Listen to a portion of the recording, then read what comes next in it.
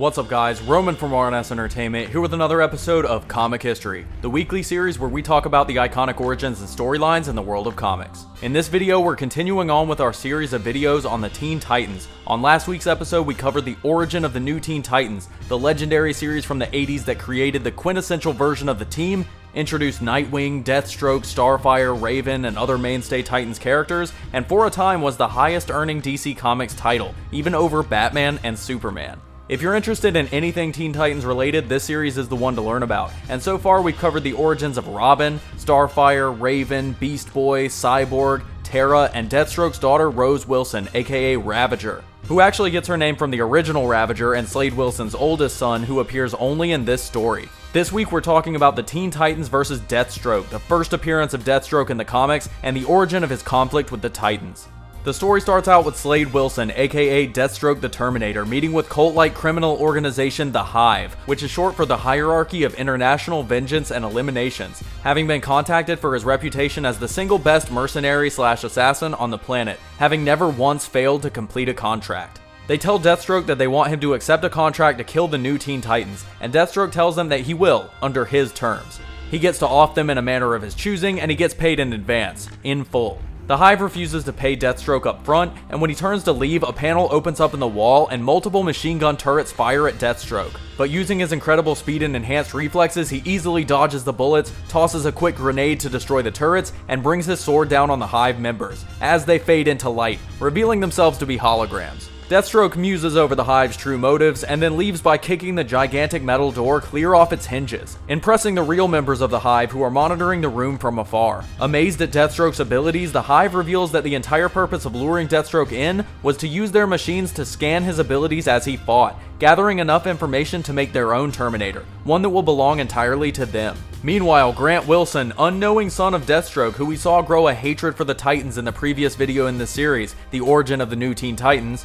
attempts to get his now ex-girlfriend Carol to move back into their old apartment, which had been temporarily destroyed during the Gordanian invasion in an attempt to capture Starfire. Carol refuses, stating that he fell in too easily with his new criminal friends, and when she asks him to leave, he grabs her arm, not noticing the door open or the starbolt fired at him by Starfire, who still doesn't speak English. Her and Donna had come to make sure Carol was doing well in her new apartment, which the Titans had set her up in after the Gordanian attack. Donna says that it may be a good idea for Grant to leave, and while storming out, he declares that his new friends will protect him, and that he'll come back to deal with the Titans soon enough. Suddenly, Kid Flash speeds into the apartment, saying hey to Carol and telling Starfire and Wonder Girl that they're needed, with the group speeding through the city towards the docks, where Robin, Cyborg, and Beast Boy are waiting on a nearby rooftop monitoring a criminal shipment being loaded up. And at Robin's command, the Titans leap into action, with the team already working together perfectly after being together less than a week, using their complementing powers to easily sweep through the costume criminals, with Cyborg throwing one of the trucks into the bay and Donna stepping in front of another attempting to escape, but the driver speeds forward and rams right into Donna, which launches the driver through the window and smashes him into a brick wall, shattering him into mechanical pieces, showing that the criminals were all actually robots. Starfire begins to destroy all of the remaining robots with her starbolts, reducing them instantly to ash while Robin sprints forward, trying to stop her before she destroys all of their only clues as to who set this up. Robin tackles Starfire to the ground right as she destroys the last of the robots, noting that she's too powerful to keep in check, and that she seems to relish violence to a degree that could be dangerous to the team. He looks at her and says that he wishes they could talk, and Starfire smiles at him, not knowing his exact words but getting the meaning, wrapping her arm around him and bringing him into a long, full kiss. When they're done, Starfire says that Robin's cute, suddenly able to speak English after absorbing the language through skin contact with Robin, which is one of her Tamaranian abilities. He asks if she had to kiss him to do that, and she says nope, but it was more fun that way. This is the beginning to an eventual relationship between Dick Grayson and Starfire that would last throughout a lot of the series, and is my personal favorite relationship in the comics. Cyborg uses an arm attachment to fish another one of the robots out of the bay, and Robin asks him to get the Titans access to Star Labs so that they can test and analyze the robots, which Cyborg agrees to reluctantly, not wanting to have to speak to his father, who he still blames for turning him into what he considers a modern-day Frankenstein.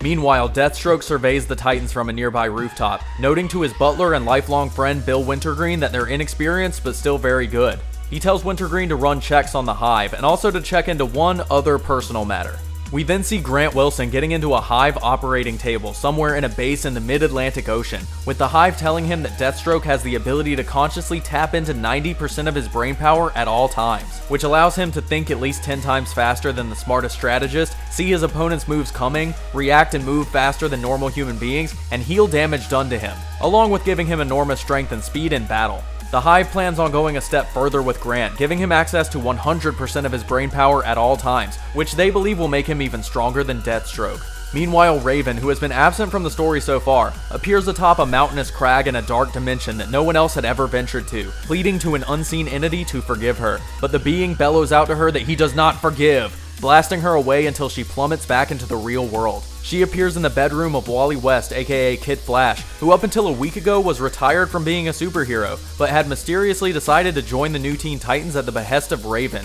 which he begins to wonder about as she apologizes for being there, saying that she needed a sanctuary, if only for a moment, disappearing to a confused Kid Flash. The next day, the Teen Titans meet up in the sprawling, extravagant, palatial estate of Beast Boy's stepfather and former Doom Patrol member Steve Dayton, aka Mento, who is one of the wealthiest people on Earth, with the mansion even blowing away Dick Grayson, who points out that Bruce is rich, but that this was something else entirely. Changeling jokes about getting lost for 3 days trying to find the kitchen when he moved in, and while they head to the Olympic-sized swimming pool, Donna and Starfire get ready in the mansion. Not being from Earth, Starfire doesn't understand why they need to wear clothes if they're swimming, and Donna explains that the boys might go insane if she walks out without them, with Starfire putting on some clothes and introducing herself as Coriander, getting on a first-name basis with Donna and beginning a close friendship that would go on throughout the series.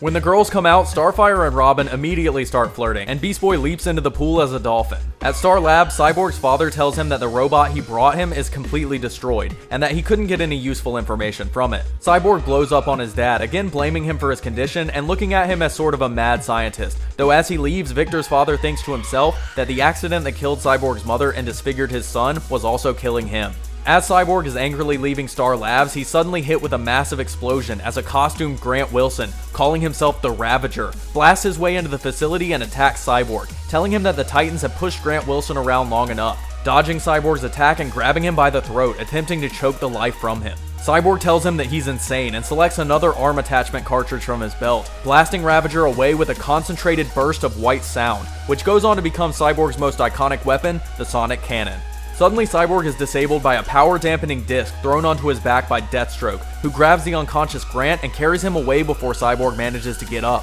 Cyborg makes his way to Beast Boy's estate, knowing that he had to inform the other Titans about the incoming threat, and he bursts in while Wally, Donna, and Changeling are talking about their views on secret identities. Grant Wilson is brought to the apartment of Deathstroke, who had learned of the Hive's attempt to recreate his powers and give them to his son, and once his increased healing factor had revived him, Grant says that his father had told him about Deathstroke growing up, and that he was the best mercenary in the business, and when he tells Deathstroke he has even better powers than him, Deathstroke says not quite, kid, because while the Hive did increase Grant's brain power, their incomplete version of the procedure had caused the use of his powers to drain his own body's energy to fuel them, meaning that extended use of his powers was guaranteed to kill him. Grant says that he was inspired by Deathstroke, he had grown up worshipping him, and that like Deathstroke he had taken on an assignment to kill the new Teen Titans, and that he was not going to fail. Deathstroke has Wintergreen prepare his weapons to follow Ravager, and when Ravager shows up at Changeling's estate, he finds the Teen Titans suited up and ready for him, with Robin calling him by his real name and telling him to leave before he gets hurt. Ravager is outnumbered 7-1, but the odds are improved when Deathstroke shows up, facing off with the Titans alongside his son, which it turns out was what the Hive intended all along, having gotten the aid of Deathstroke without having to pay him. Ravager attacks Robin, yelling that he can kill them all by himself, but Deathstroke schools him on the use of his powers, teaching him how to think while he attacks, showing his incredible agility and strength by agilely dodging Starfire's Starbolt and then swinging Wonder Girl into her with her own lasso. Ravager uses the full extent of his abilities and multiple weapons to fight several of the Titans at once, fighting with Robin, Cyborg, and Beast Boy, while Deathstroke uses his increased reflexes and tactics to take out Kid Flash. Ravager narrowly dodges a Starbolt fired off at him, and Robin yells out to Starfire not to kill him while she continues her assault with glee. But even with Starfire's attacks missing, Grant's body begins to fail him, with his vision going blurry and moving too fast for his brain to keep up, completely disabling him and leaving him wasting away on the ground, calling out feebly for Deathstroke while everyone around stands in shock at the sudden turn of events. Deathstroke tells Grant that he's there to just rest, and Raven suddenly appears saying that Grant's death should end the fighting, telling the Teen Titans that soon she will need them elsewhere for the battle she put them together to fight, and that she couldn't have them fighting another meaningless battle here. She scolds Slade for letting this boy die like this, surface, and he tells her that he warned him what the use of his powers would do to him, but Grant had been consumed by hate and is left a burnt out shell, feebly asking Deathstroke if they did it, if they killed the Teen Titans.